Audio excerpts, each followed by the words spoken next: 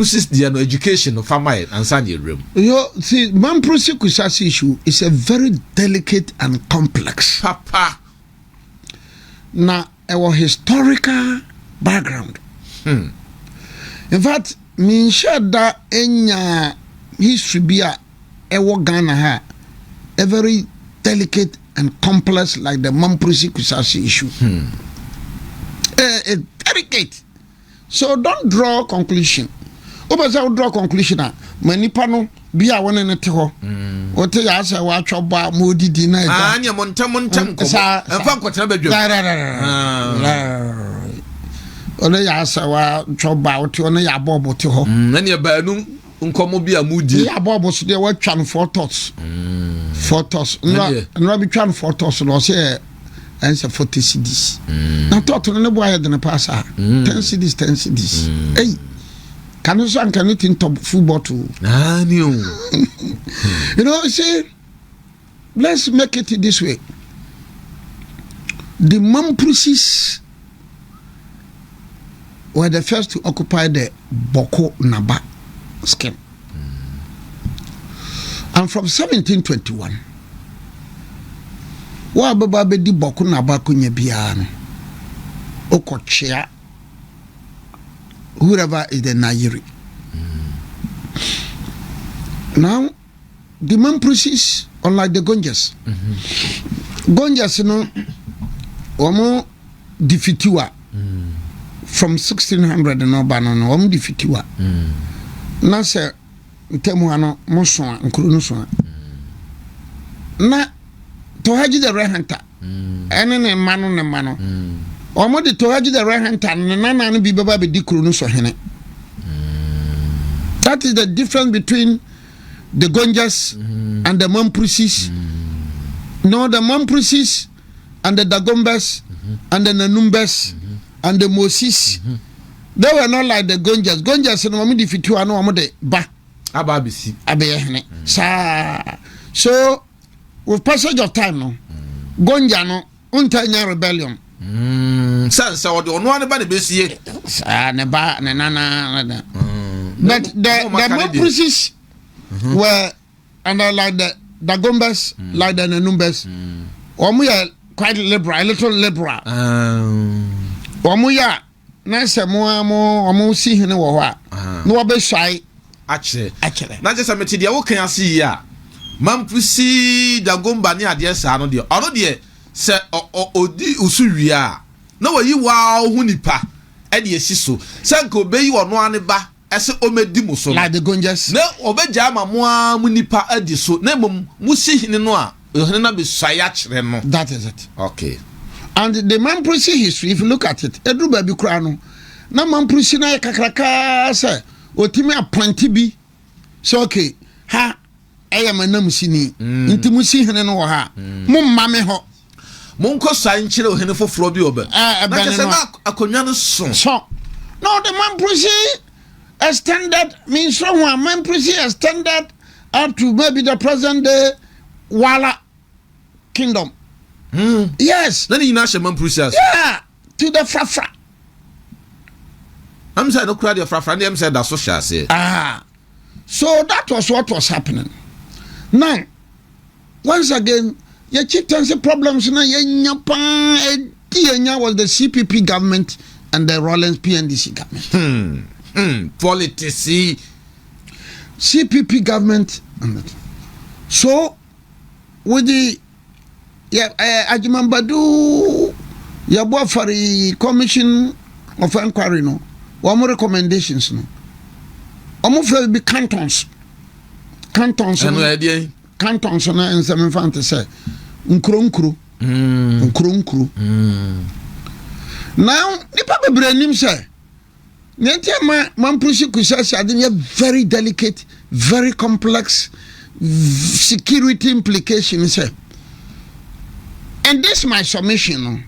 So what take Kusasi pa what take Mamprosi Bawku Why wouldn't him history? No, because you are talking about one town Bawku. Aye. Baby, no, I just said a Nkrumah. But why we name history? Why we are knowledgeable in the history no? And now we name area hono. Area hono. Enya boko. Nkrotua no na ye dunsia. Pusiga Kulungungu, Zebila, Warikambo, Teshi, Nkrotua be dunsia. So in this my address and this my submission, anytime I make a kusasi boko no, fama nkron to dunsia no. Dunsia. Okay. Enti si ka boko a na che se enye kuro boko no nko a. Gabi. Na mum enkrotuo dunsia. So anytime you hear of the Mamprisi Kusasi conflict, anytime you hear of Boko conflict, wa unimu unkwadari ana unimu hono obeka se Boko kuro ba kope ani ye ka ho ase. But at any point in time biano Boko goes with kuro dunum kana ho.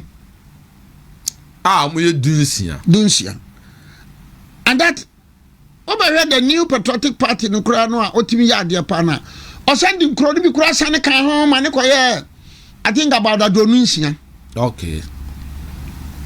Nkro no bi a which were not covered by the Yeboah Afari committee report no. Nkro no bi a which were not covered by the CPP etutu om no. Nkro no bi a which were not covered by NLC, the passage of NLC Decree 112 no. Nkro no bi a which were not covered by PNDC law 75. Which was made on I think 24 February 1983. But the MPP LI 2409 which was gazetted on 1st July 2020 no. E sending nkro bi be ka ho ma kusasi fo no. And I said, Ebeka boko ho. Yes. So certain like I said, boko asami a very delicate, very complex, very intriguing security implication. Because you are not dealing with one design. You are not dealing with one town. So me ban fam se no ase ha me hu no. Me fa se boko ye sunyane a. Anytime I bet boko ye sunyane no. Na bisim ka ho, fiapre ka ho, domase ka ho, nsuatre ka ho, bofokrom ka ho, abronye ka ho, ayakuma so ka ho, abisim ka ho, new doma ka ho, kotokrom. So anytime you hear of boko no, enye sunyane nko a oba ebia Ashanti region so say bia te say de waka offense so ana manso ewo nkuro ahu do be she na say ya offense so a mehame ka ho oboase ka ho ampaba be e ka ho nkuro bebre good unya that picture na say manso apon manso adubia manso Kenya very good manso we tidi nyina ya manso. So to the uninformed no na gina no say boko kro e ba ko that be but answer na obeti ase hu say boko kro ndunum no a ekoye dunsia no ene the airline na ba 20 adunisia. And so that is it. And down. It is also an undeniable fact, say, from 1721, Mamprisi Nedi Akonyana ma problems he started in 1958. Why 1958? Look, and so we are unwritten. As a oral history now. When Dr. Nkrumah by in 1947 now, UGCC for no, omo call to Ghana hanyina now I'm the Dr. Nkrumah say general secretary. Then when Dr. Nkrumah broke away from the UGCC and formed the CPP in 1949, after no on also nipa binum nainam. So when they appeared before the Nairi no, the then Nairi ka just na oba hai woni mpemfo binum na buy do be kire me na say ba wo de ba ba first na oni be ba no ba kokura nka ho wo ha no mo way na dia asem na ba and according to oral tradition Dr. Nkrumah tried to explain she say no me no wo montem she no say debi nsa ye de hyenkum no ano an ye de tie so no di kofo mo bra na sa sembi wo ho a yes na sie no montem na chese na yiri aye mampusi hene no question Dr. Nkrumah say unua no ma wo no mo hya ase no a say waja omumu say wo na wo na odi Ghana so no kofa wo mu bra don't you mayor president too when he broke away and formed the kwatene hono na say nka na yiri pese wo siesie Nkrumah ani ni nuanom kaya wote no big six no no yeah na yiri pese o siesie wo mu yeah no nim wire wonim ne asi osane ba ya o mo nka ho bi so Dr. Nkrumah felt that na yiri amano cold reception anyi na ntum sa so what you see then Dr. Nkrumah had some of the kusasis so ntuma de enko yenuanom ho na yenko here and when he met the kusasi elders they were amboje no so Nkrumah na ba no I say na chese okay no this the genesis of it okay na chese Nkrumah sha ase no unse mampusifo no an support no yeah the mampusis were they formed by 1954 they were the backbone of the Northern People's Party NPP yes na mampusifo na backbone yes NPP yes and Alhaji Bawumia's father Alhaji Bawumia's father was the secretary to the Northern People's Party Nayiri okay and present day Alhaji Yeremia's father who was then the Bawku was a staunch Northern People's Party who later joined the United Party Alhaji Yeremia's father present day Alhaji Yeremia's father who was then the Yeremia's Bawku who was a Mamprisi and now who educate you pa so because among the were members of the Northern People's Party asemu so the CPP got support from the Kusasi okay I say Nkrumah we can say Nkrumah kra Nkrumah and in 1957 when the Northern People's Party because the 1956 elections the Kusasis supported the cause of CPP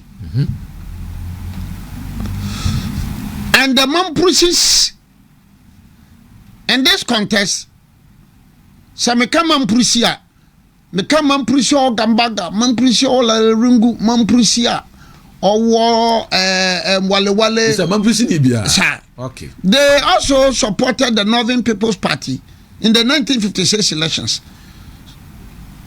you see Samum yeah na say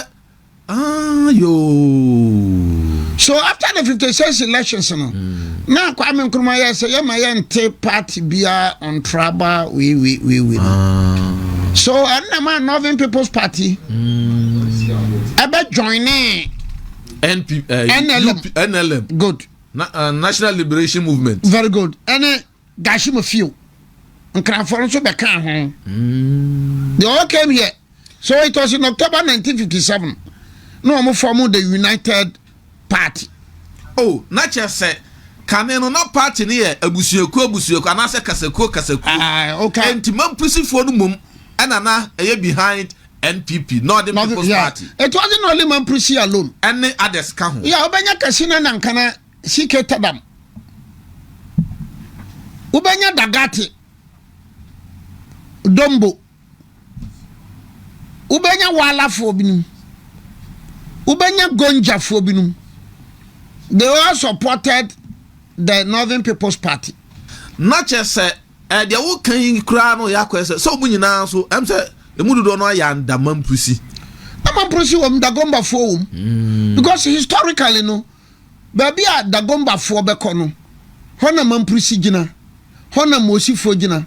Hona Nanumba Fogina. So we are for. They are descendants of Nagbewa. Nipa Bakuna woo. Nagbewa, whose burial place in our Pussiga. And now Pussiga is in the hands of the Kusasis. Now, is it under Bawku? It's under Bawku. You see how complex the whole thing. Not just say, woman and na. Enna ewo Pussiga. Yes. Pussiga ni under Bawku. Mosi ni bia. Dagomba ni bia. Mampusi ni bia. Nanumba ni bia. Banana medni banana num babia yesie nananum no wahu nsamampom anka asantimemu abeka se bamu good bamu banyina mampusi bamu mosi bamu dagomba bamu nanumba bamu banyina bamu wo Pussiga. And a Pussiga no so ayanda. Now, Boko is under the Kusau Traditional Council. Asemi. You see how that thing is very complex. Now, and so by 1958, by 1959, na Kwame Nkrumah ama ya tutu sa kuro dunsiano Pussiga, Kulugungu, Warikambo, Teshi, Garu, Tempane, we no. Now they have been affected by the CPP government. Then the 1966 school no buy. So the one the 1966 school no buy the NLC published Decree 112. NLC no sanema ahemfo bia we were affected by Kwame Nkrumah ibia no osane hwane wo ema wo ba fom NLC Decree 112 no wa Kwame Nkrumah ma wo soro bia no ana wa Kwame Nkrumah ji akonya bi ma wo ana wa Kwame Nkrumah fete bia no NLC Decree 112 no asa ama wo sifam wan Nkrumah bia na mamu breso efa akwan bi so anase bi so agi akonya bi ma wo yesa agi free won se another trouble, yeah, because you see, if you look at the history very well, some are contending and say, Omukra Dr. Nkrumah de akunyano mama woman. Well, this is what historians are. They be full-fledged royals. Now when you this yet, I say not politics room. Politics room. Nkrumah ayen political. Okay, so Nkrumah ba ebia Ashia Boana Buakwa. Namo Bojin si je Nkrumah na se ohene se obi ko report se hene no ye Matthew Hunia. Oh no ama pam no bo o ma bon Galloway. Na Nkrumah tu no. No the wa Bojin no so na besi so. It could be that near wodi na besi so no. Ebi anya de share for the kronum. Hey. Yamani hunu no. So the NLC decree 112 came and it affected most of the chiefs in the present day Kusau. Most of the skins, on your friends skins.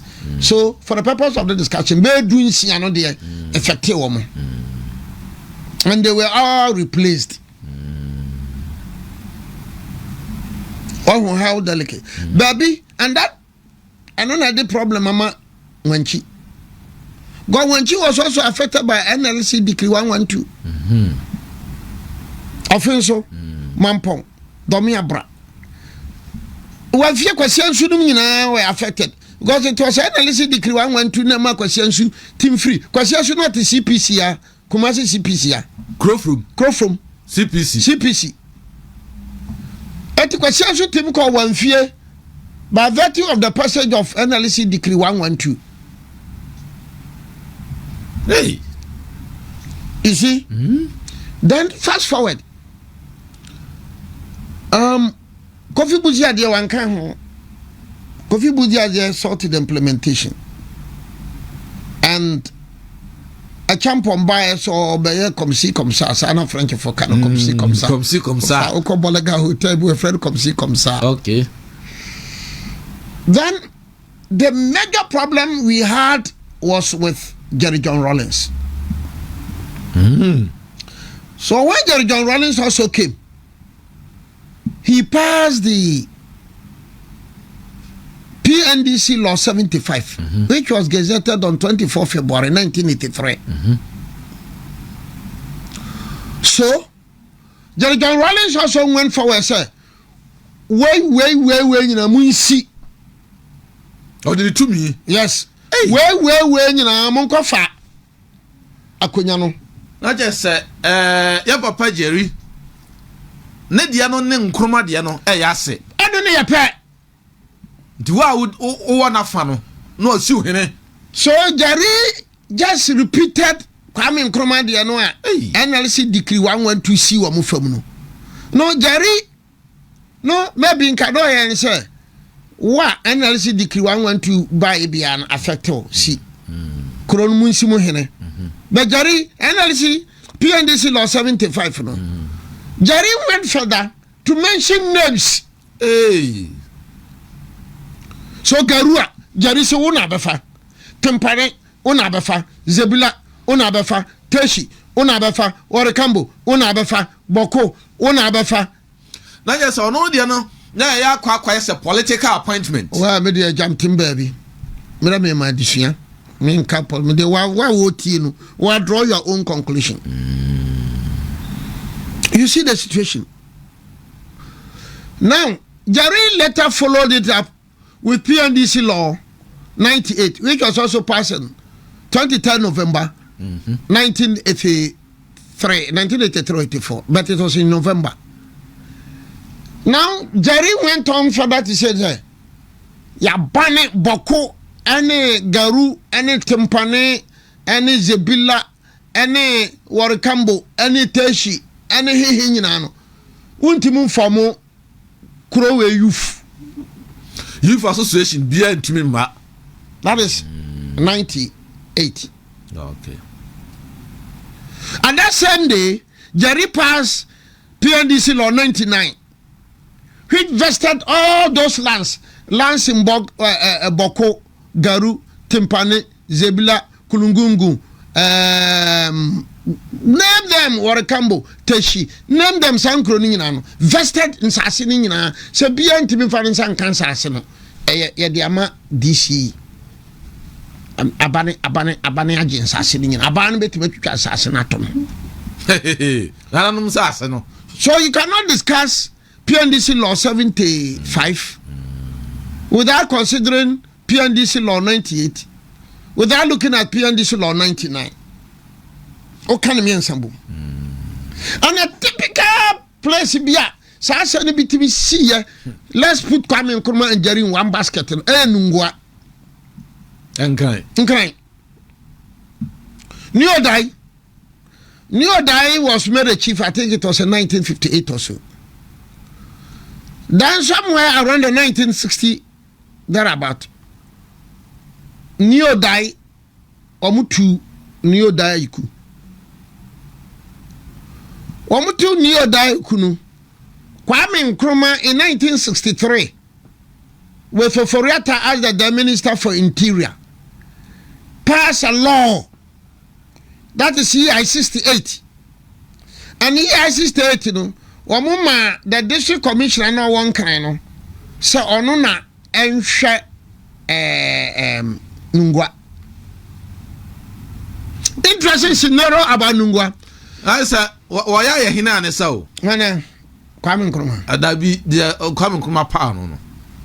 say omo two no no ye Oforiata no ye minister for interior so ona aka kire we say onhwe then another interesting scenario enka decrease no any loss no ye free one na yakotu na yakotre na yakofo but the Nungwa's case a very interesting scenario year 68 no Kwame Nkrumah time 1963 but year 18 no Rawlings time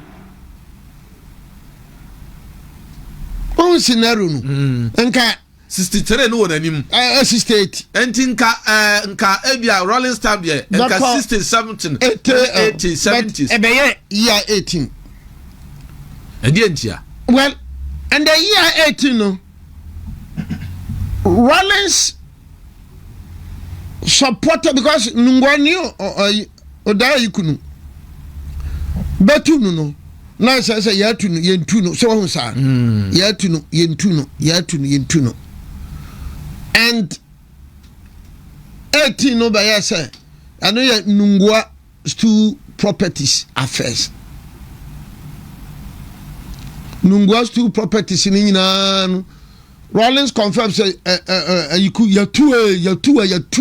omu two sisters no machichiri mtare ya two or the two me atunu and properties in Emra district commissioner no so the problem na Nungwa ekoba ayiku angolense no the CPP and the, but you know you cannot blame Nungwa, you cannot blame Walense the present Nungwa manche why on there to the baby na bade nkrata Kwame Nkrumah ne Rawlings no bade nkrata edia him na ba ayiku ya tu so you see that coming back to Bawku no it's a very naughty issue because in actual fact if you're looking at it very well the Busangas the business will tell you anya here kulungungu ya dia but now with the Rawlings 75 and LI 2409 of 2020 no kulungungu whoever is on the skin of kulungungu is a member of the Kusau Traditional Council. So untimin so it's so delicate, so complex, so because a point in time lobby babe true ahimfunu then analysis decree asana be two and not the wenu be so went on further to name the individuals.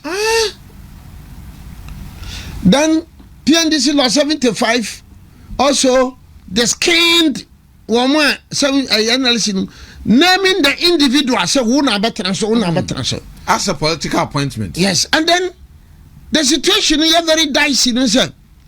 If you look at the Supreme Court decision in 2010, I think it was February 2010, Neo Dai Ayiku versus the Attorney General, and then New Bokite, presided over by Atuguba,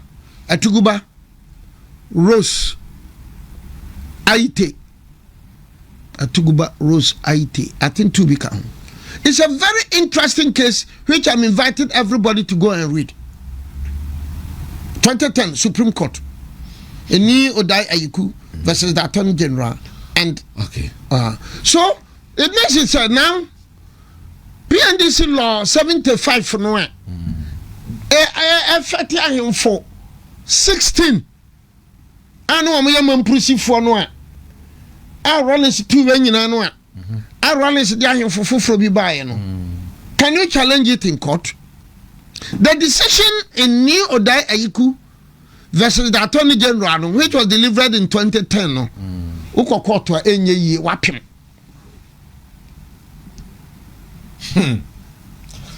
Na chese yehwemu a yahin sem no politics and a creative problem. Madam Tia, Madam education. Our chieftaincy. Madam Tia, I'm education. Na kwase bia. Ne dia medwen ho. Asam we ho. menya comfortable discussing it. Oh yeah, because bafa ko tokura konya no bodu atua heman bafa ko tunu Kwame Nkrumah timi ya ma bafa ko toti NLN bafa ko to akonya ye butu bafa ko to akonya bafa ko to akonya ye butu no obi ane wafa no ko di nkra wo baaye ya man bodu atua stu heman ha no circumstances ma wa mu butu bafa ko to akonya because with the formation of NLM Ndi na just say Nkrumah be creative problem our chieftaincy mu and Rollins and former President Rollins and so ebeto aso and nei but in PNDC law 70 PNDC law 107 if you gas it no the PNDC went on to say na nakoradu nko na if you gas hene bano on if you gas hene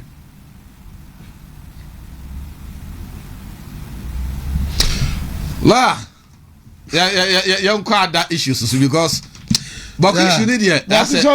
Bawku issue that me nyaya. Me say me nyaya nka education. Me educative but no I just him come because a SMP. But a very delicate and so but no the CPP regime and the PNDC regime. Utiaba kwasem now share politicians be a din ka hono no a minyanya na nka otumfu ankom na so kom but ben young call Supreme Court